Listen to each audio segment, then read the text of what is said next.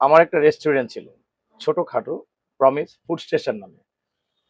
তো আমি যখন রেস্টুরেন্টটা দেই তখন আমার ময়মনসিংহ থেকে একজন মানে হেড শেফ নিয়ে এসেছিলাম। যে ছেলেটি তার আগেও ৫-৭ বছর কাজ করেছিল অন্য জায়গায়। তো ভালো সেলারি দিয়ে নিয়ে এসেছিলাম। আর যাই হোক তার কথা আজকে মনে পড়ল। মানে বাংলাদেশের খাবারে আমরা যে বাইরের খাবারটা খাই, সবাই ইচ্ছে করলেও ঘরের খাবার খেতে পারবে না। সবসময় ঘরের খাবার খাওয়া সম্ভব না। তো বাইরে আমাদের খেতে হয় এবং সেটা হয়তোবা আমাদের মানে প্রিন্সিপাল মিল গুলা খেতে হয় দুপুরে বা রাতে, অথবা আমরা শখ করে আমরা বাচ্চাদের নিয়ে বা ফ্যামিলি নিয়ে নিজেরা একটু অন্য ফাস্ট ফুড বা অন্য কিছু খেতে চাই। তো আমি সে ছেলের কথা এখন এই জন্য বললাম, আমি কয়েকদিন ব্যবসা চালু করার পরে সে আমাকে বলল যে স্যার, প্রফিট কিন্তু হচ্ছে না। আমি বললাম প্রফিট হচ্ছে তাহলে কি করা যায়? কাস্টমার তো আসে, সেল তো হয়। কয় তাহলে প্রথম যে কাজটা আপনার করতে হবে সেটা হলো আমরা যেই আপনি যেভাবে প্রতিদিন তেল কিনেন বা বড়জোর পরের দিন তেলটা ব্যবহার করেন, এটা করা যাবে না। তো আমাকে বুদ্ধি দিল যে আপনি যদি এই তেলটাকে স্যার সততা দেখান তাহলে কিন্তু আপনার লাভ হবে না। আমি অবাক হয়ে গেলাম, কিছু তাহলে সবাই কি এরকমই করে নাকি? কয় হ্যাঁ, যারা লাভ করে লাভবান হয় তারা সবাই সবার আগে মেইন ম্যাটেরিয়ালের মধ্যে তেলটা ইনগ্রেডিয়েন্টটা আর হচ্ছে ময়দাটা এটা এবং পারলে সবকিছুই মানে আপনাকে সন্ধ্যা রাতের বাজার থেকে কিনতে হবে।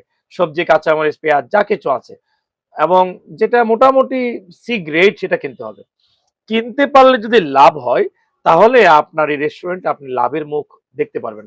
তখন আমি বললাম এত সিগারেট যে তুমি বানাবা বা এই যে তেলটা তুমি অল্টার করবা, তাহলে আমার বাচ্চারা যদি আসে তাহলে কি তাদেরকে এগুলাই খেতে দিব?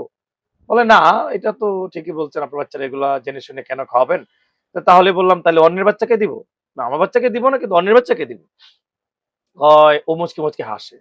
আটা কোটার পরে আর পাক করার পরে কেউ ধরতে পারবে না যে এটা আসলে এ গ্রেড নাকি বি গ্রেড নাকি সি গ্রেড।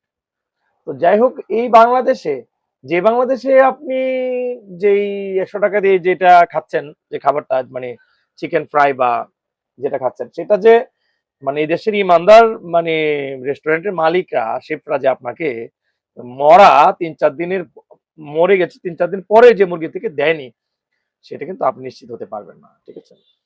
তো আসলে আমাদের দেশে যে কেন পৃথিবীর সবচেয়ে মানে মানে নিচের গ্রেড থেকে বসবাস অনুপযোগী সবচেয়ে সেরা দেশ, মানে মনে হয় আমাদের পর একটা বা দুইটা আছে, এটার কারণের মধ্যে এই খাবার বিতরণ, খাদ্য পরিবেশন, এটাও কিন্তু একটা প্রধান কারণ। তাই আমার পরামর্শ হলো আমি যেভাবে নিজেকে একটু সেভ করার চেষ্টা করি যতটুকু পারি, মানে খাদ্য গ্রহণের ক্ষেত্রে পাকস্থলীতে সবকিছু দেওয়া যাবে না।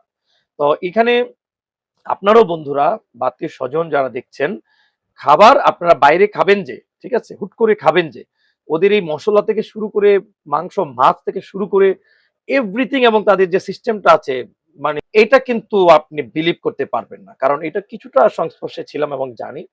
এরা আমাদের এগুলো শিখাইতো বা বলতো শেফরা, কারিগররা।